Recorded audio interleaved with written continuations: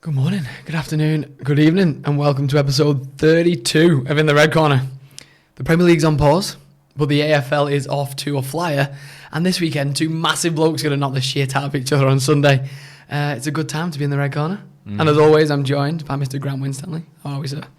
Mate, I am terrific. I'm looking forward to reviewing some sport this week. Probably a bit of sarcasm in that, because it's not been a fun weekend. Yeah, rough all around for you, isn't it? Yeah. But from top to bottom. Yes, but we will delve deeper into that.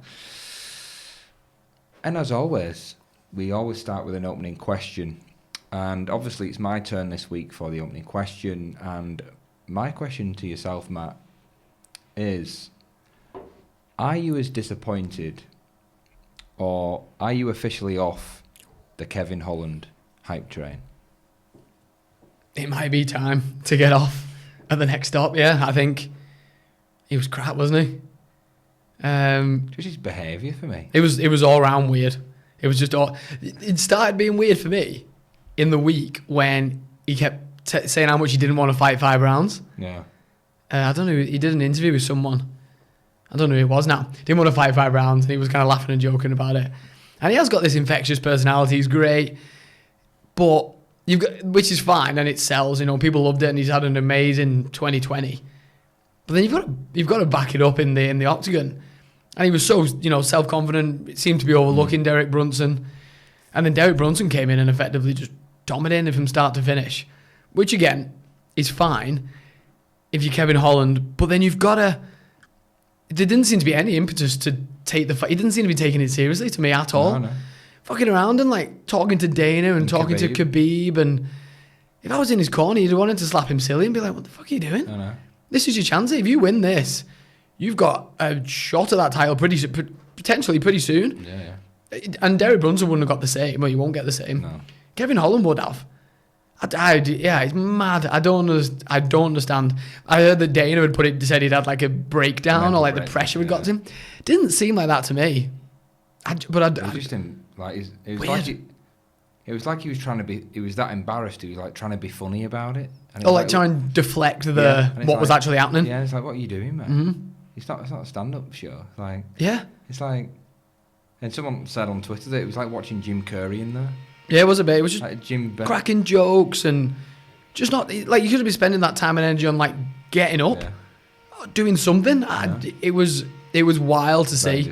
Very disappointing. It was, and I hope the UFC reflect that in whatever happens to him next. I think he needs to have a bit of a rethink about what he wants to do. Exactly. And I think, and obviously we previewed this last week, and not to blow my own trumpet, but I did say Brunson decision, and not to say I thought it was going to go exactly like that, but I rate Brunson. I just think he's pretty just focused and overlooked. And the thing for me when I was like, I think Holland's in a bit of strife here, is his walkout.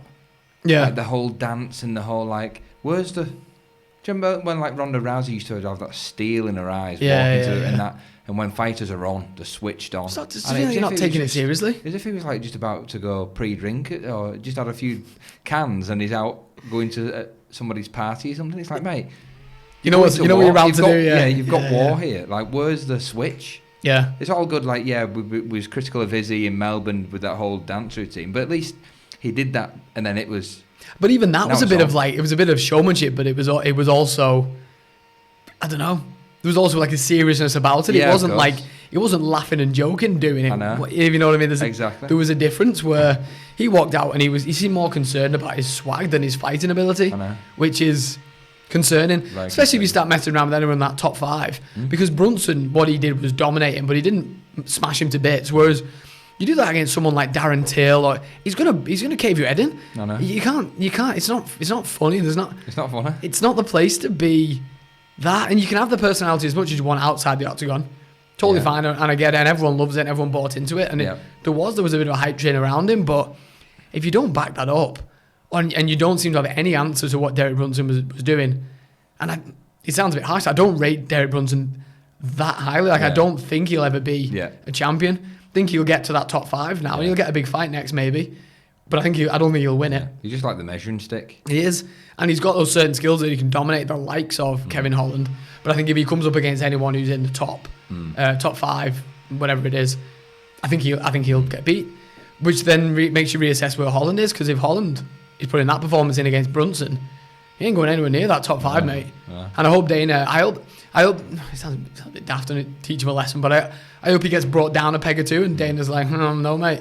Back in that kind of top 10, top 15, is your level now. Yeah. Prove to me you can take this seriously. You've got to go that way before you go that way. Yeah, absolutely. You need to go down and take it serious. Yeah. And prove to me that you are a competitor and you want to be a champion, because it didn't look like that way to me.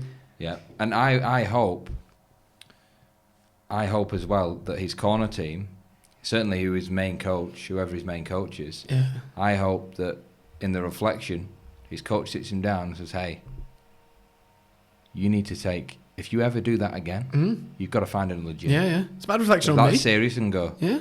I was trying to give you instruction. And it was just, like I say, he was more bothered about speaking to Dana and Khabib than actually listening to an instruction and saying, mate, here's where you're going wrong in the fight. Are you going to listen to me, or are you going to stand up, look through the fence, and chat as if it was like your mate in the crowd? I was cringing. I was really cringing. It was cringing. It was like... The whole fight I was waiting for, is he so confident that he can knock him out that he's like waiting for some spectacular moment in like the 5th round? Yeah. And it just never came, did it? I know. Weird. It was just so embarrassing. So I hope, one, Dana puts him in line, which he will. He needs to. And 2, his coach, he has to say, mate, I never want to see that again. No. If you're representing me and my gym. Absolutely. Never want to see that so again. Much time and energy and money and stuff goes into it. Don't throw your talent. Don't throw it away. On like the biggest stage as well. It's stupid. Weird. Wasn't a great card top to bottom, but there was a few little standouts. So like our boy Tai, we mentioned last week, he got the job done, didn't he? It was a late replacement as well. He didn't even fight the fella he was supposed to fight. What was his name? Harry Handsucker or something. Hornsucker. Honeysucker. Yeah. I don't know what it was. Honeysuckle, I don't know. Yeah, he did what he had to do. Yeah, and we thought, it's got to be out the round. It's got to be anywhere. You got to get him done in round one, basically. He's still unproven, isn't he? Within that top 10, and to be honest with you, again, love him, super entertaining, and I think you'll now get him. You'll probably see him fight either like one of the veterans, like an Arlovsky type person, or a half decent name on this fabled Australian card or New Zealand card that we're building, the commish. I think that'll happen at some point later in the year. I think he'll get a name on that now, but I do, as much as I like him, I think he'll always be that somewhere between that 15 and 10. I don't think he'll ever make. I think once you get to the top 10, they'll just have too much for him. I don't think he's well rounded enough. But he's capable of knocking anybody out. But I don't think he's ever for me, I've not seen it yet that he can compete in the top 10. We said it, as commissioner, we were saying a while ago of how good would an Aspinall Tuivasa in this part of the world, but and now I think Aspinall smashed into bits. Is probably, to be honest with you. Because again, what the measuring stick was, when you think back to Spivak, just ruined him, and now Spivak's kicked on, and he's similar to Aspinall level, isn't he? I just don't think he can compete on the ground. But I haven't seen it yet, anyway. He like, if he wants to kick on, he almost needs to ask for a grappler next. Give me like a 15 ranked grappler and let me show you that I can hang on the ground. Because if not, whoever he fights, he's just going to take him down. Because that's what you're not going to. You don't need to stand with him. No. Take him down and smash him to bits. He literally has no answer for you at this point, from what I've seen.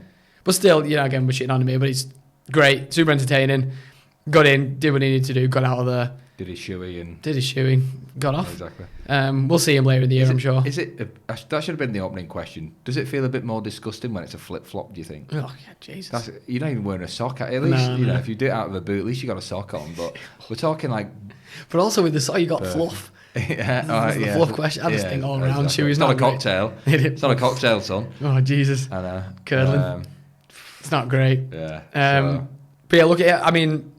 I'll mention this a few times as we go on, but I'm waiting for this Australia, Anzac, New Zealand card, whenever it's going to be later in the year, and I still feel like they're spreading them out.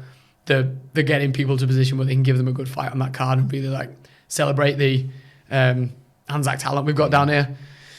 So Ty's booked his place in that, I think.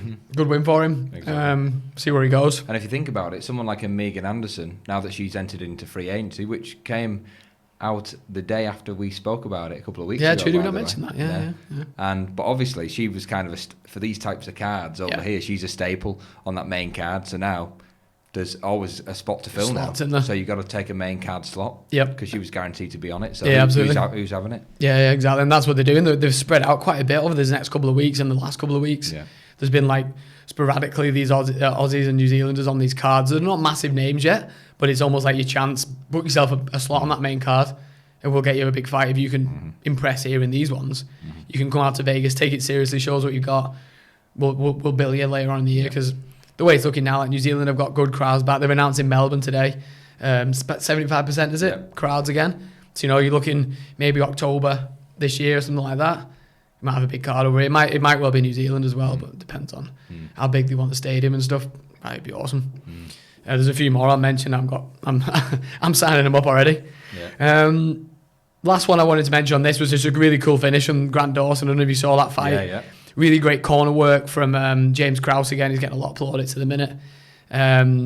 4 minutes 59 of the third round. Got the KO and good on him. It just shows in these fights now. Fight till that final bell. You're always in it, aren't you? And don't ever try and leave it to the judges. He was going for the finish the entire way. Got it with the second to go. I know. Good on him. And he's stepping up in weight as well. Yeah, he was, yeah. Is that the first time he'd fought at that weight? Look good. Look really good.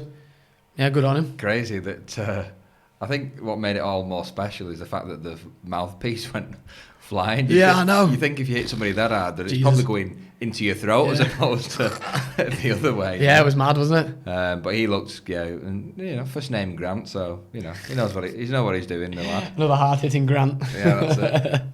I'm more of facts and he's more of punches, but same thing, Still big hitters in your own right. Yeah, exactly. But impressive. Yeah. Moving on to this week, I think the first thing to mention before we start going to the card is that Volkanovski Ortega's off, which is an absolute bummer.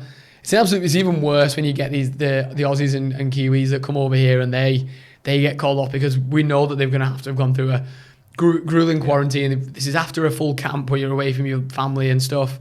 Come over here. You came over early to help out Brad Riddell, who was supposed to be on last week's card. Obviously, him and Gregor Gillespie we spoke of, they were obviously pulled, and that was the first kind of sign that something was wrong.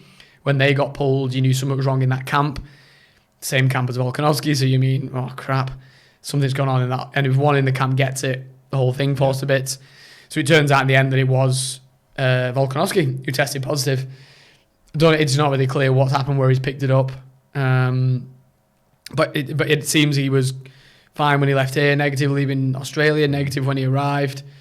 Another test once he's in the UFC bubble, somehow has picked it up somewhere in that. I don't know. I hope it's not one of those false positives that we've seen. It could well be, couldn't it? And the problem is you have to pull it off before these, especially now they're looking at having like crowds back and stuff in the next couple of weeks.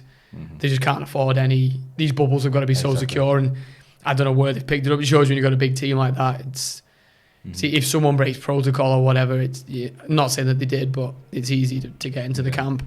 But yeah, such a bummer, like, especially for those guys now. They've done a big camp and they're going to have to go back home, quarantine, before they can go back to the family. It's probably another 2 weeks away. Oh, yeah.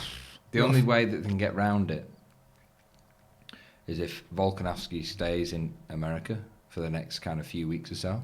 What, just hangs out for another fight? Hangs out. And I'm pretty sure I was speaking to Trav the other day and he reckons that there's a free schedule in a few weeks where there's no fight, for no fights on. There's a Sunday where there's no fights on. Yeah, right.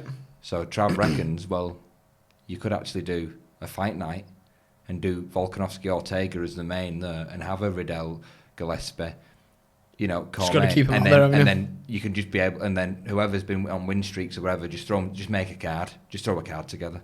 Maybe so, yeah. And get round it that way. And we've got the fight in a couple of weeks' time. Yeah, hopefully they do that because they don't want to hold that division up too much. Everyone wants to see that, don't they? What a wasted trip of quarantine and everything. And I'd say, and not just him, his whole team and everything. Done all the right things. And yeah, just really unfortunate there. Luckily enough, there's still a really great card. Yeah. I think that news came out just after that. Did it come out straight after the Grant Dawson win? Pretty much, yeah. I was like, whoa, like everyone was kind of high, and then the news broke, and you go, oh, yeah, but just not to say, blows his bubble, but it's kind of everyone's high on this Grant Dawson, and then suddenly that news drops and no one's talking about him and going, yeah, all of a sudden it's that, yeah. What I found strange was that the on the prelims here, that Shane Young's fighting, isn't he in the same camp? And he's, as far as unless it's been pulled since, but well, but that Brad Riddell in that as well. Oh yeah, I thought they all would have been together, unless it's still on the website and it has been pulled. And I've just not. It's an early fight on the early prelims. Yeah. So it may well be off, but it's still on the website. Yeah. But I was when I saw it, I was like, surely if Riddell's been pulled and Volkanovski's been pulled, Young's been pulled as well.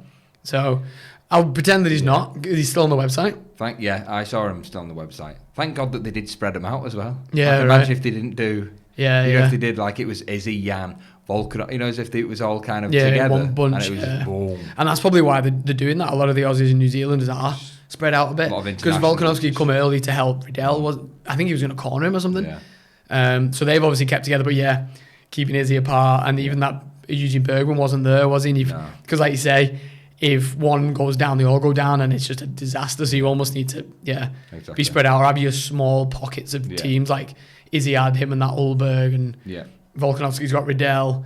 Spread them out a bit. Smart, Well, one thing I just want to quickly mention that I didn't mention with that Grant Dawson is it's a theme of our podcast. His call out was excellent. Who did he call out? Clay Guida. Oh, nice. Because he got on the mic, he rocked the mic. It was so good. And he said, Paul Felder said, have you got any call outs? And he goes, I've got 2 call outs. And he said, Clay Guida, you called for someone that's had less than 10 fights in the UFC, on a winning streak, young up and coming. Yes. He said, I hit all them 3 criteria. Right. He said, me and you, Clay, let's get it on. And I was like, that is perfect. So no one can argue with that. Yeah, exactly. and they'll book that fight. Yeah, right. What a smart call out. Easy. Which we've always said, pick, you've got that mic time, use it. Yeah, use it wisely. Right sensible call out. And then Paul Felder said, who's your second call out? And he goes, Paul Felder. And he goes, and you see him go like that, and he goes, why don't you follow me on Instagram? And he's like, I'm going to do it right now, buddy. I was like, you've just rocked it. Yeah, cool. More impressive than the performance. Yeah, you've just rocked it. Well done to you, sir. Good stuff. Not easy to do, and not many do it well, but when you do it well, everyone... Yeah, and certainly we pick up on it. We do. We watch that more than the fights. Yeah, we do. We're always Mute the fight. I'm always talking now. We are always critical of that. Yeah, because it's such a... You can set yourself up for the next 6 months of your life if you just do it right. And you do that where you've got the facts, you've followed up on someone else, what they've said. The UFC can't argue. No. You can't argue with it. So Clay Guida will have watched that and been like, sweet. That's exactly what I wanted. Yeah. And he's getting what he wants because it's a bigger name. Happy days. Yeah. Back to Shane Young. If he is still fighting, Christ, he needs to win. He's really highly rated in that City Kickboxing ranks.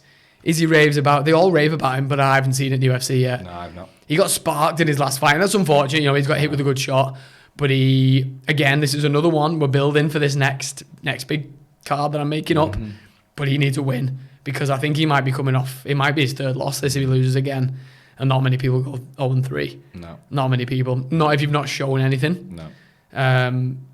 Fingers crossed for him. He's very highly rated. Trains in an amazing camp. Obviously, he's got the credentials. Just needs to put a win. Just needs to put it together when it matters, doesn't he? And my message to Shane Young is I was so critical of Kai Kara France. I was saying, I've got to see something. And I'm happy to change my mind. Yeah, I'm happy to change my mind. Absolutely. So Shane, show me something, mate. Yep. So I think if he's fighting, he's early on the prelim. Oh, sorry, early on the early prelims. Yeah. The prelim highlight for me was the light heavyweights, William Knight and Alonzo Meningfield. Who's in that? This ain't going the distance. No. So we saw that Meningfield kind of recently against OSP. Surprised. We both backed OSP. Really surprised that we sparked him out, didn't he? Yeah. And that William Knight is just muscle. Just came through the contender series, looked really, really impressive. These are 2 athletic, hard-hitting guys. They're going to light up the prelims. I think they might be headlining the prelims. They're going to light that up. That's awesome. UFC ain't daft putting these 2 on the prelims. No. I'll say one of them eats the mat on round 2, I reckon. Yeah, I fancy William Knight personally. I think he's a bit younger, a bit more athletic. He could have been a heavyweight. He probably still could be a heavyweight, really, but he definitely hits like a heavyweight. maybe a little bit less experience, but I'm gonna back William Knight in this one. Those that do like a flutter on, on a weekend on sport, never follow my UFC ACCAs because I didn't share my ACCA with you this weekend. But true to form, one leg let me down as always. Which one? Cheyenne Bays. Right. Got beat. Yeah. Every single. I had 6. There was a lot of hype around him, wasn't there? There was a lot of like preview of him and stuff. Yeah. Well, sorry, no. So that the other one lost, but that was the female. Cheyenne Bays was the. Sorry. What's his other guy's? JP. Yeah, JP. Yeah, right, sorry, So, but his wife, who they built the whole card of. Couple and all, and I was like, oh, she's getting the win. Of course she is. Like, she's in the spotlight. She was quite high up the card, wasn't she? And it went well. Yeah, exactly. So don't follow my tip. So true to form. I always do 6 legs, and I always get 5 right. So maybe I should start doing 5. I was just going to say maybe do 5 legs this week. I know. See how you go. And then I'll get 4. So we'll see. So don't listen to my tips. Yeah, right. There's a disclaimer for everyone. Yeah. Main card. Surprised, but like pleasantly surprised by the first fight on this one. Jamie Malarkey, we've been lucky enough to see twice, I think. Yep. He's been on both Melbourne cards, hasn't he? He hasn't won in the UFC yet. No. But he's the contradiction to this rule we've just been talking about. But even though he's lost, he's never been in a bad fight. Yeah. And he's never been battered either. Yeah. He has been battered, but he's given as much as he's got. Yeah. Always in an entertaining fight. And because of that, he's not won in the UFC and he's found himself on the main card of a heavyweight championship fight. So good on him. He does need a win. And again, it's another Anzac fighter who potentially is going to get a good matchup later on in the year. It's a tough fight against Karma Worthy, who there was a lot of hype around. We know the knockout power he's got. Again, don't see this one going the distance. I think one of these is going to sleep because they're both going to come in there, both under pressure. Both desperately need a win. And I think both will seize the opportunity of being on the main card. Which way it goes, I have no idea. Yeah. Might be a test of chins rather than punching power, if you know what I mean. They're both going to get hit. Yeah. Who can take it the best, I think, might decide the outcome here. What do you reckon? It's a tough one to call, but we know that, Malarkey's been into deep waters and he can take he can take the hits and he can, we always talk about fighters that swarm and it's just non-stop. Even kind of like Nate Diaz, just non-stop. Keeps coming forward. Always coming forward. Keep coming forward. His face is just getting bloodier and bloodier and it's just keep coming. So it'll be a real test now of Karma Worthy and you go, right, well, what have you got? Because we know what he's got. Everyone knows what he's bringing. Yep. So you've got to go you've got to go toe to toe. And like you say, it's not going the distance. No, I hope that Malarkey wins. Yeah, V8. Definitely. I think he's one of those fighters you love to watch, and this is his main card opportunity. Like I hope he takes it. Yeah. But Karma Worthy's no joke, so we'll see how that goes. Next up, Sean O'Malley. His comeback. When was his fight against Chito Vera? Was it like late last year, mate? I can't think whose card it was on. Feels like it was ages ago. Don't know when it was, but anyway. He's under a bit of pressure now. I think he can handle it, but he needs a win, to put himself back in that contention. Was it the very first fight night? Sorry, not the very first fight island. I feel as though... I think he was in America. No, I don't think he went to Fight Island. Oh, no, because actually, no, it was pre-COVID because we watched it at the Windsor Ale House. Shout out Windsor Ale House. Was it pre-COVID? Wow. So it would have been not a year ago. Yeah, I reckon so. Well, he's been out injured, hasn't he? Wasn't on one of those Jackson cards, was it? I feel to remember was it on the Tony Ferguson Gaethje card? So it was last May-ish. Could have been. I don't know. Anyway, we're never going to know this, are we? We'll Google it after this. Yeah. It's been a while anyway because of his injury. Yeah. So he's coming up against Thomas Almeida, who was somehow under my radar, but apparently he was the strong up-and-comer a couple of years ago. He was 21-0 or something in the UFC. Right. And since then, I think he's had injuries or whatever, and now he's on a 5-fight losing streak now or something mad. It feels like a bit of a gimme fight for Sean O'Malley to get him. Get the train back in service. Yeah. They know the UFC is a star, isn't he? He's a star in the making. We know that. He's got everything. He just needs to put the wins together now, and I guess this is a big test of where he's at coming back. How have these injuries affected him? How has it affected his confidence? yada, yada, yada. Yeah. I think he'll be okay, and I think he'll finish this fight in spectacular fashion. I think it'll be another showreel knockout that allows him to call out a big name in that division, which is a really great division as well. But that last loss against Tito Villa really pushed him back, didn't it? And everything's kind of moved on since. So this one's crucial for him. I wonder if he wins. Do you reckon he's the type of person to call Vera out and avenge that loss? It's probably the smart move. I was just thinking the same thing. It's probably what he should do. Mainly because the other people you want to see him fight, like Garbrandt and stuff, have probably moved out of his reach right now, and they're all matched up. Yeah, some of that. Yeah. And Vera's coming off a loss, isn't he, as well? Yeah. I forget who he lost to. It wasn't Aldo, was it? No. Fought someone recently anyway. He's coming off a loss. I think it was a decision, close decision, but he's coming off a loss, so that one makes a lot of sense. I think it was Aldo. I think Aldo beat him recently. The Bantamweight division stat, there's so many great matchups there now. But that would make a lot of sense. You come in, you beat Chito Vera, he's suddenly up there, back within that top 10 contention. There's a load of good matchups. You take a loser of one of them, within the year, you're back on track, heading towards that title shot that he, thinks that he deserves, and we all think he's capable of. Just got to put it together. Yeah. I think his own body sometimes is his worst enemy, isn't it? The injuries and things like that have put him out for a long time. The drug bans, again, not that it was intentional, but the drug bans have... He's had lots of pauses in his career. He almost... His name's bigger than his record, if you know what I mean. Yep. We all feel that he should be further ahead, but in the reality, he hasn't got the results to back it yet. But I do fancy him here. Yeah, I do. I think he's been well matched up by the UFC to allow him to kick on. Yeah. We'll see. Yeah, I'm going to go a spectacular... I'm going to give him first round finish. I think he'll get it done. I think he'll want to get it in there, get it done, and probably rebound pretty quick. Yeah. Let me fight again. Let me go again. Been out for too long with these. Go again. Yeah, I agree. Surprisingly, I'm going to say this next fight's quite interesting. I never say this about the next opponent. Tyron Woodly and Vincente Luque. I'm finally a little bit intrigued and almost ready to see Tyron Woodley again. I think he's not being in a main event takes a bit of pressure off him. He's been a main event fighter for a long time. We've said this before, but now more than ever, he fucking needs to win. He cannot have the same lackluster performances. Granted, against the top echelon of that division, he's taken a step down here, a noticeable step down here. Luque's been in there with a few similar opponents. They both fought Wonderboy. Luque got pieced up by Wonderboy, really. So if you're Woodley, you're looking at this as something that you should win if you want to stay relevant and compete.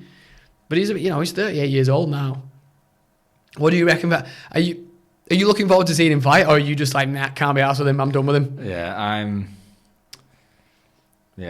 I like that he's not a main event. I personally would. I was going to say he can't even do the main on the prelims because nobody buys his fight because it's boring. No. But yeah, it's right. You're not in the main event. You got to go down a peg, which is fine. My anticipation is that it's going to be classic Woodley, and he will just do like he did with Wonderboy and just try and negate him, take him down, set on him. Because Luque will want to stand up, use his old technique similar to Wonderboy. And I think Woodley's like, nah, I'm not even going there. And he's just going to get the job done. Good decision. Stay in the win column. Because if he doesn't, I anticipate he's going to get cut if he loses. If he loses this, he's got to be a goner. So he will just do enough to keep his job. Do a Kevin Gastelum. Yeah. Do a Gastelum. Yeah. Get a win. Kick on. Yeah. Take your opportunities. What do you think happens if he wins? I've got a theory. Then they'll probably book Leon and Woodley. That's exactly right. They didn't get in. That's exactly right. It allows them to do what they want to do at the top of that division. There's a story there for Leon, and it's a fight that the UFC will now think he'll probably win. It gets him out of doing the rematch with Bilal, which is a bit but it allows them to kind of do what they want with Colby and with Masvidal and whatever in the meantime. The Woodley rematch is there. It's there for Woodley. And if Woodley's got anything about him, if he wins, he calls out Leon. You've been spouting, you think you're next contender. You haven't even come through me yet. And Leon will take it in a heartbeat. And I fancy Leon in that fight. but I think it'll make a lot of sense, and that'll be a main event on a fight night probably. I'm glad we're on the same page with that. That's what I was thinking when I looked at the fight. I was like, if he wins that, it has to be Leon. Because you can do Leon Woodley. I said it last week, but he's not going to like it. But I'm just going to force Belal on Wonderboy. That's who you're having next, mate. Yeah, Wonderboy's not going to like that. No, he's not. But he's too nice, and nice guys finish last. So you're fighting Belal. Sorry, mate. I'm sad about that because I've really enjoyed watching Wonderboy recently. I think again, it's his last kind of run as well. But he's seen a bit more of an aggressive. I would like to see Leon. Leon Wonderboy is in that division is almost my dream fight. I think that would be amazing. But I think you could don't know why they're not doing it. I know, but you could do obviously Wonderboy, Belal, Woodley, Leon. Obviously, Usman and Masvidal are obviously fighting again, which, like we said, I don't think it'll go any other way. What's Colby doing? Burns, I think, would be. It'd be a good fight. Yeah, good. Maybe they're hanging out for that. Yeah, I don't know what Colby's doing. He's gone quiet all of a sudden. Trump's out now. He's got no mates. Yeah, exactly. But I'm like, well, and I said last week, we have to do Leon and Colby as tough coaches. Yep. And I don't particularly want to say. I hope they don't do. I hope they don't do Leon Woodley for coaches. I don't think it's big enough. No. And I just can't be arsed with Woodley for. I can't be arsed with Woodley. Just no. I know. Fuck that rapping. I know. Exactly. So anyway, but yeah, Woodley wins. He's probably fighting Leon. Yep. But I think it's going to be classic Woodley, negating Luque, sit on him, snooze fest. Do you think he gets it done? Yeah, he gets it done, and I think he'll be on top for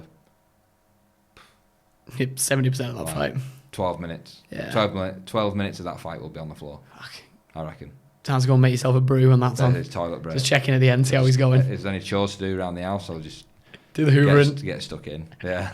Get stuck in, I reckon. Amazing. Then the main event. Oh, shit. Shit. It's always great when it's heavyweights. Stipe, can't argue, greatest heavyweight ever. Or of all time, I should say. Yeah. Against Francis Ngannou is what we can describe as a genetic freak, just unbelievable. It's a bit of, they might be oversimplifying this, but it seems like experience and skill versus pure athletic power. It's a rematch. Stipe got it done in the first one, using exactly that. Kind of Octagon nous, stayed away from the bombs as much as he could, ground out a win. Yeah. He was just better kind of all round. Francis was pretty new to the division. He kind of got skyrocketed, didn't he? But we've moved on now. Francis has been in the Octagon a bit more. Granted, not that long because if he wins, he tends to be rather quick. So he hasn't got anywhere near the experience and time in the Octagon. No, nowhere near. And that's what makes it so interesting, doesn't it? How we don't still know how good Francis is all round. We haven't seen it. No idea. Again, we always underestimate. I always underestimate Stipe. I don't know why. He's just the heavyweight champion of the world for me. Is the baddest man on the planet. Stipe is not the baddest man on the planet. I know. Well, he is, but he's not. And I always underestimate him, and he always surprises me. What happens in this?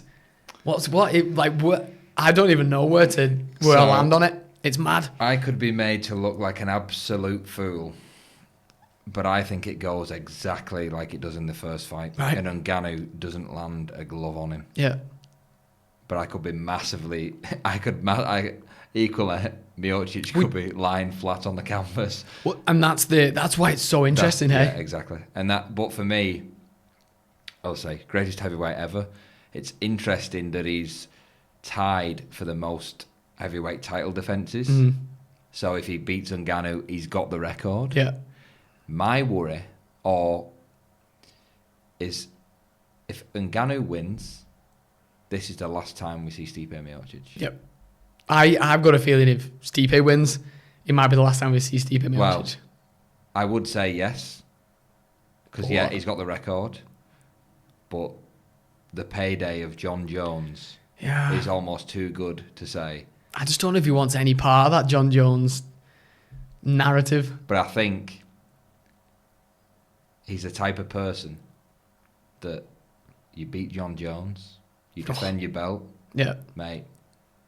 You're you're now in that... You're in gold status, aren't you? Well, suddenly, you've put your name Yep. in the Jones, in the Khabib, in the GSP, in the Anderson Silvers, as they say. And who could...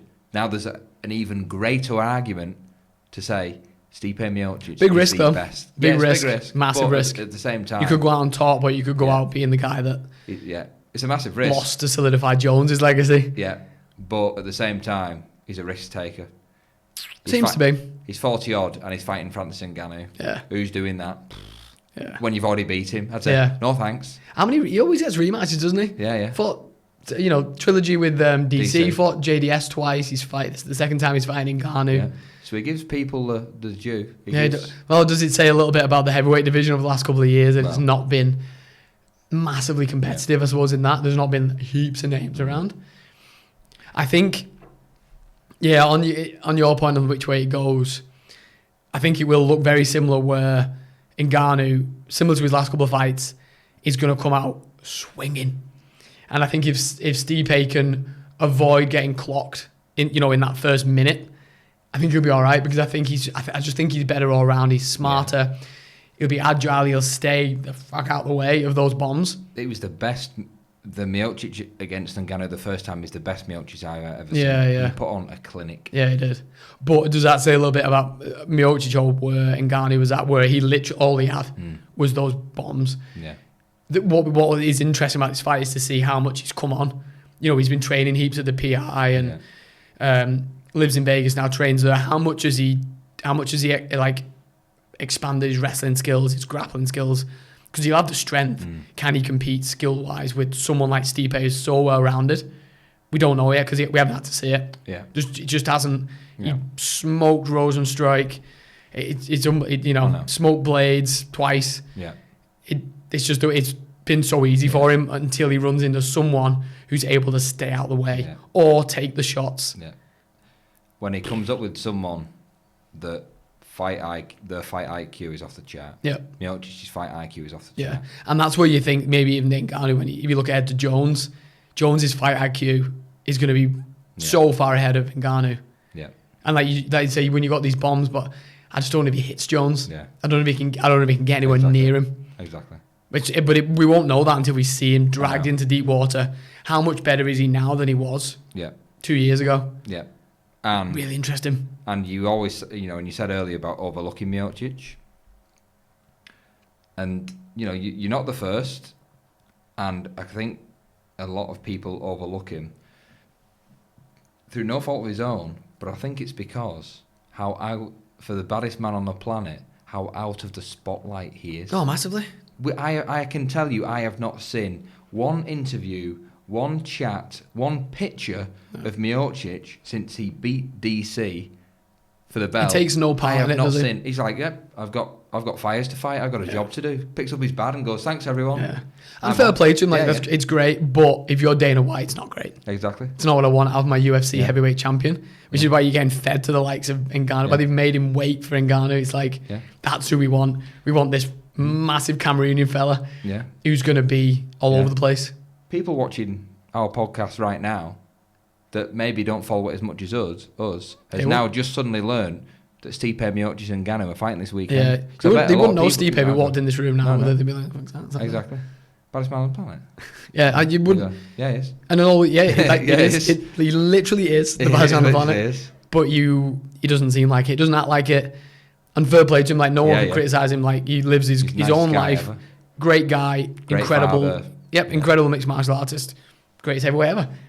But if you're the UFC, he's not a marketer's dream, is he? No. He's not a marketer's dream. He's not Mike Tyson. No, and I'm sure if you asked Dana White, on his deathbed, what did you think of Miocic? He'd be like, fucking, I just wish he wasn't so good because I couldn't sell him in the same way I could somebody else. Yeah. But hey, okay. So your prediction, how does it go? Who wins and how? Miocic.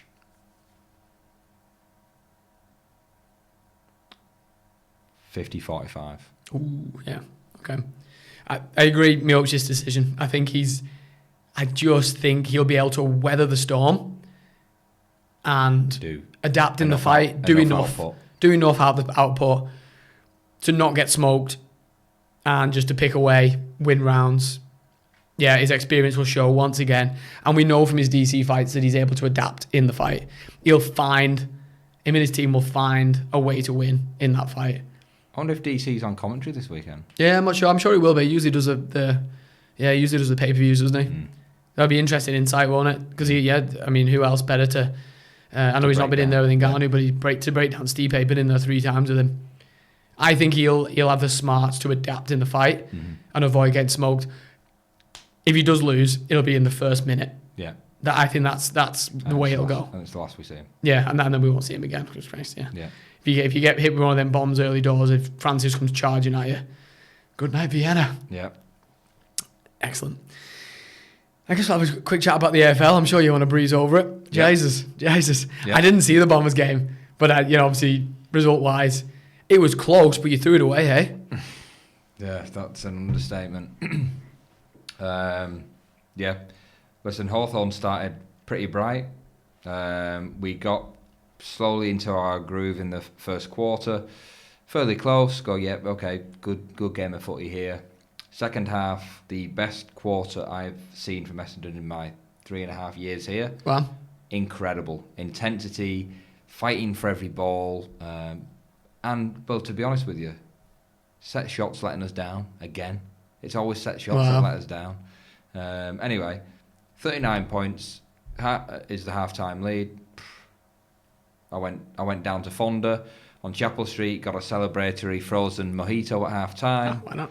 Walking round, showing me Essendon jersey, going, yeah, we've got this in the bag. Got a couple of texts from friends saying, in the bag, job done. Yeah, job done. Third quarter starts, and Hawthorn kicked maybe 6 goals straight, something like that. And collapse. Yeah, almighty collapse. Go into the quarter, 1 point in front. Third quarter, full-time score at the end of the fourth quarter. Hawthorn win by a point. Unexplainable. But I've said, how many times have I said to you, Essendon were only good for one half? Yeah. And we were again. It's a shame, because you thought, you were hoping for the start of a new era almost, new coach and stuff like that, and they'd change the culture around, change the mentality a bit, but same as, I guess. So far, anyway. Exactly, and some of the young kids look really good. But set shots, we must have had, I've got to look back on the score, but I think we had 15 behinds. Right. We kicked 12, 13. Whereas Hawthorn, there are a few inches either way you win that by. Whereas they had 16 goals and 4 behinds. It's how many chances do you want at goal? Yeah. So, at least you're creating those chances. I suppose you take silver linings from it. You just got to get that accuracy. Exactly. And then when you've got Fantasia kicking 4 goals 4, you got Danaher kicking 2 goals 2. Yeah. And Saad played pretty well against Richmond. Saad played really well. Yeah. I'm like. Yeah. Shit. And then you've got Port away. Is it away in Adelaide as well? That's not going to go well, is it? No. And then we've got you. It's a tough game. Yeah. Saints coming up next. We played really well, actually. I was really impressed with us. I didn't tip us, into my own shame, because we had a heap of kind of first teamers out. King, notably. But we were great. We stuck in it as well. We were in the game throughout and got it done in the end, which was the most important thing. I think was just to get that win off on the board. And we now go to Melbourne this week, who also look pretty good this weekend. So that'll be a really good game. And again, a good test of where we find ourselves. Hopefully King's back now that he's got his golf ball concussion out the way. Yeah. Hopefully he kicks 4. Very good, very good. And then we'll kick on to you. It'll be interesting. What date's that? Start of April? Is that Easter weekend? I think it's Easter weekend, isn't it? Yeah, I'm camping. Oh, yeah.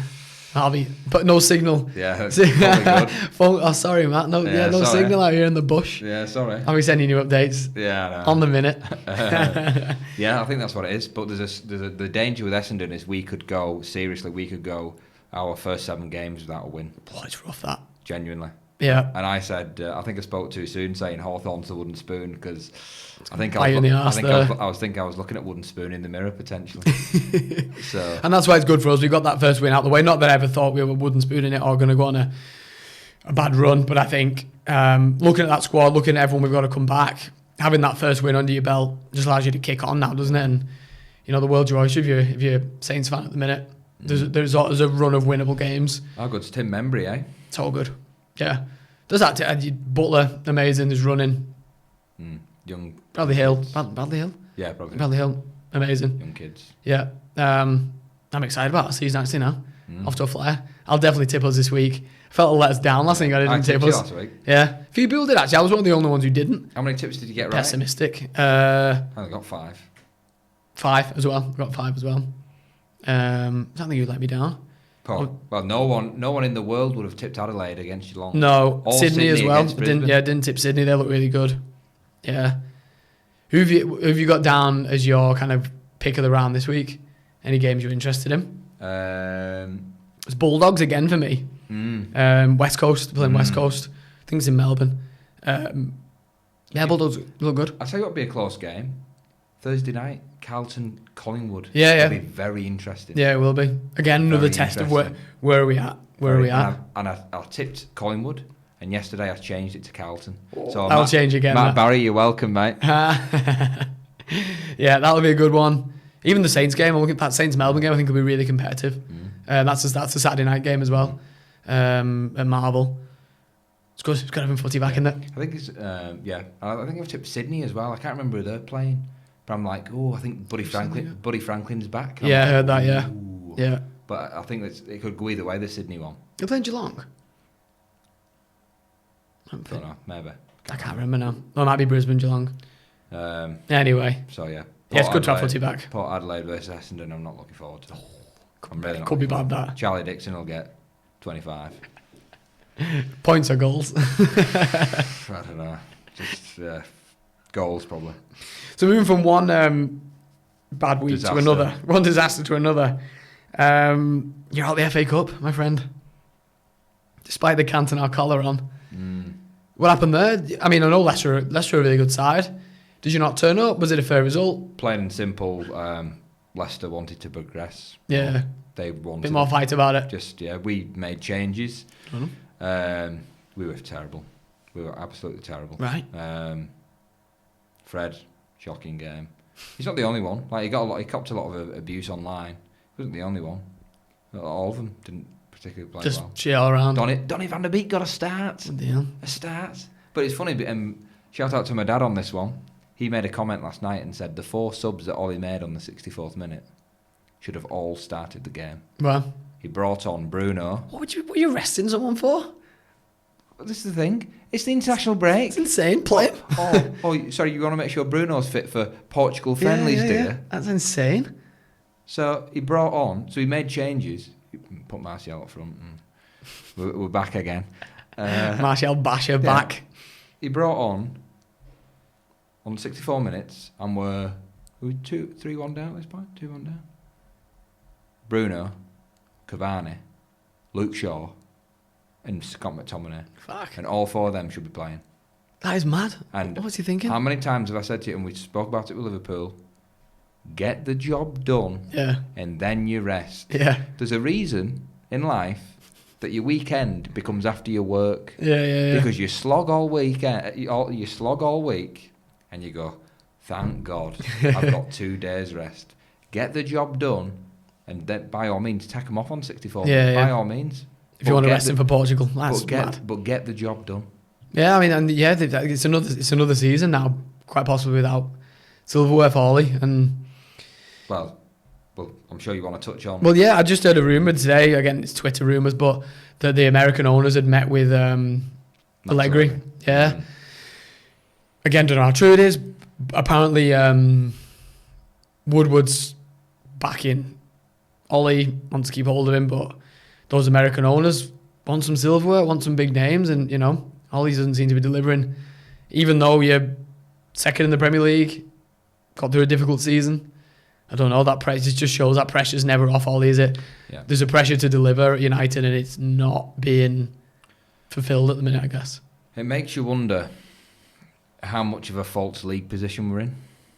It's a mad season all around. Because how great have we been versus how bad everybody else has been? Yeah, and there's always that question when there's big gaps. Of course, but I'm like, some of the games we've thrown, well, I say it every week, some of the games we threw away, and now you look at the silverware, and I said he needs a trophy. Massively. He always needs a trophy. Yeah, second in the league is great. We progressed from last year from third to second. That's great. But obviously, you've got to close the gap on City. Yeah. Because Mourinho got second, and everybody laughed him out the building when he said, it's been my best achievement. Yeah. And he finished 18 points behind City. Yeah, right. Well, people say Solskjaer's done wonders this year. And that's Mourinho bringing silverware, by the way. Yep. Solskjaer says he's done wonders this year. He'll probably be 18 points behind City. I go, so what's different from... Yeah. Just because Jose sulks a bit more. It's mad, isn't it? I think it depends what happens over between now and the start of next season, but you wonder if it starts to even out, how the transfer windows go. It's just a mad season. It'll always have that on it where it's just been a bit wild and City have run away with it. But like you said, if you the amount of points you've dropped from games you should have won, you'd have been right up there with them, really. If you could be. But Leicester are breathing down your necks as well. They're not far behind you. And how good are Leicester to watch? Yeah, amazing. I love what Rodgers Great has side. built. Play football. Some great players. They're never in a bad game. No. Like I look at McTominay. I like McTominay. Fred, McTominay, Matic. We've got 3 DMs there. Yet by far, Wilfred Ndidi for Leicester. I'd want him in that Man United team. He's unbelievable. And just the likes of the attacking talent you bought, what's his face, Van der Beeken has just not got a sniff. Yeah, says it all, doesn't it, about the mentality of what you're trying to achieve or how you want to play. Exactly. Interesting. So let's move on to Europe, because obviously silverware will be the talk. Well, that's your last chance, I suppose. Now, it's last chance. Last chance. I'd love to know what Solskjaer's excuse is going to be when we don't win it. Channel 4 away. Because he has to win it. Yeah, he definitely If does. you don't win the Europa League, you could argue it's a sackable offence. Because how can you not win it? Yeah. We play Granada. Spurs are out. So obviously Rangers are out. BBC. Granada knocked BBC out in the last round, so Granada reports are filling in. Yeah. So we should get past Granada. They're eighth in the league. It's like, so what? Big deal. Yeah. We should beat them. Yep. Yeah, those teams always have these Spanish players that you've never heard of, and they're all tidy players, but we've got to beat them. Yeah, Let's face it. Yeah. Then it's lucky that Ajax and Roma have drawn each other. Yep. So one of them's going. Yep. And we face the winner of them. Right. In 2-leg tie. Yep. So give us Ajax, give us Roma. All right, they're the best probably left. Yeah. Yeah, no problem. Don't know if Van der Beek will turn it on for 2. He'll guarantee he'll play both games against Ajax if it's them. And then on the other side, if you look at the best teams to go, you're looking at the other semi-final of Arsenal versus Villarreal. Yeah. So at worst, you're looking at an Arsenal Man United final. We can beat Arsenal. You back yourself, wouldn't you? You beat it. Yeah, exactly. And it was just so funny last week where we was talking about the Rangers thing and Mourinho with the Europa League and suddenly both gone. I didn't see the Spurs game. I spoke to a mate from work and he was just literally shook his head. He was just, I don't even know what happened. Did you know? I don't know if I told you this. What? Did you know that the Dynamo Zagreb did not have a manager? No, it's even better. He went to prison 3 days before the fixture for embezzlement. This gets better and better. Yeah. They all came out and had words afterwards, didn't they? Mourinho, Loris. Fucking. They bounced back against Aston Villa. Yeah, I know. But anyway. I'm mad at it. It's just mad. Everything's just mad. Exactly. So, but for me, how long does Mourinho last? Because I bet you he was putting all his eggs. Oh, massively. He got to a point in the season where he was like, right, sod the league, we'll win Europe. And yeah, that one's just thrown a spanner in the works. And you can guarantee, I don't know what they're paying. Yeah. But I can guarantee, get some money on somehow Tottenham beating Man City in the League Cup. And Mourinho gets that trophy and he'll be like, this is the Spurs with a trophy, this is the best thing that I've ever won. It's like, come on, mate. He'll make it into something, won't he? Honestly. Biggest achievement in my career. Mourinho will stink the cup final out and you've got Kane and Son. Yeah. Well, there's always a chance. Yeah. You've always got a chance. I'm telling you. It's tragic. Oh my God. So, anyway, while we're talking about Europe, let's talk about that. Is it Champions League, is it? The big one, the big ears. The one that we're not interested in. Got to want it actually. Madrid, we got a decent draw. I think you'll beat them. We're on the right side of the draw. I think if we show up, we can beat them, and the players will be up for it. You know, we've not played them since to beat us in that Champions League final. There's a bit of needle there, you know, with Ramos and Salah and all that kind of stuff. I think we'll be rough and ready for that one after a break as well. I fancy us, and then we've got the next will either play Chelsea or Porto again. Porto have got a great record against in the Champions League at this stage as well. Chelsea, a lot of young players, inexperienced, look good this season, but again, winnable. Actually, you find yourself in a Champions League final and you're like, how the bloody hell did we get here after this year? But I wouldn't put it past us. No. I really wouldn't. We just got to show up. 2005 situation. Very, very similar. Everton get top 4 and you go, we win we've got to qualify. Yeah. Still not letting go of that top 4, but I think it's very unlikely. We've just got to stick. Just got to keep winning now, and it's about getting these players back in, getting them into a good groove, good mentality, finding our rhythm again. But wins in Europe will do that for us. They'll pick us up and just allow us to kick on. And Klopp has to then put eggs in baskets, because the closer the season gets to the knockout, he's going, Origi's on, Shaqiri's on. Yeah, massively. Salah and Mane's on bench. We can throw league games. Then we've got a decent run of games as well, where we can probably do that around the European games, which I think we will see. Yeah. Players rested. Whereas Real Madrid and that, they can't really rest, because like if you don't give them the league, you get shot. Because they're second in the minute. They're behind Barca, aren't they? I think they play Barca in between. They play, I think, either side of our fixture. They play Barca in the middle of it. So again, where do you prioritise your team as well? And then the beauty of your draw is Bayern and PSG drawing each other. Yeah. So one of them's gone. Dortmund and City, of course. Yeah. And the interesting thing is you've got Sancho returning to Man City. Yeah. And you've got the son of Alfinger Haaland that played for Man City. Yeah. And the whole world is talking about Haaland. Yeah, there's already talk of him going to City. Yeah, well, I hope that there's no... I hope that... Bloody contract, you ain't playing. I'm like, mate, get back on that coach. You ain't going... Drive to Man... Like, get in the crowd. So, yeah. Like, that's my danger. But I tell you what, if Haaland... We'll know what he's about. If he can... If Dortmund can knock City out and is to do with it, he is superstar. I already think he's the real deal. Yeah. But he would be the real deal. Massively. I think that's everything. Genie's gone to Barca. I think it's signed. Right. Out of contract. Which we kind of expected. Yeah, wish him all the best. Yeah. Because they've got a new, what do you call him, president? I forgot his name now, the one who's coming back. He's been there before. Yeah. They did that documentary about him. Yeah. Bartholomew, is it? No. I forgot his name. Yeah. Anyway, first thing he did, bring Genie in. Wish him all the best. He'll do well there. Good for Liverpool. I mean, we've got the wages off the books now. Just got to replace him, I suppose. We need an engine in that midfield for next year. But wish Genie all the best. And on that note, I guess we'll wrap it up. Thank you, Grant, as always. Thank you, sir. Been a pleasure.